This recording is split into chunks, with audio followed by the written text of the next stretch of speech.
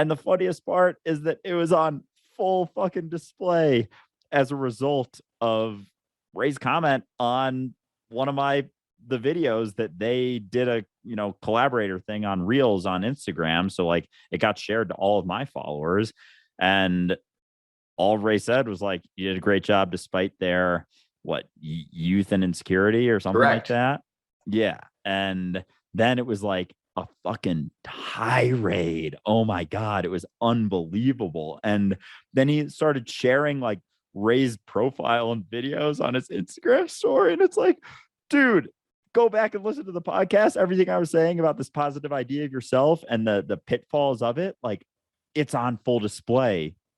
You're enacting it right now. It was unbelievable. It was, I guess, not that unbelievable, but it was fascinating to see, given the sense that I had of them while I was going through it, is like, oh, they, have this idea of themselves and they sort of have this shtick. And even, you can read on their podcast description that, one of them is, this type of guy, one of them is this type of guy. And they very much like stick to those ideas throughout the podcast. And it's almost like they're trying to be that description that they've expressed through the idea of, their podcast description. And it was so funny to see that like in action, like directly as a result of the episode where I expressed to them the pitfalls of clinging to identity as the truth. And it was like, it was on full display right after they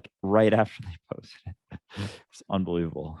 And that's kind of where what we were talking about earlier in the podcast really comes in, because I said that very specifically because it was true that a lot of their behavior was due to their age and their insecurity, which is obvious if you're familiar with your own insecurity.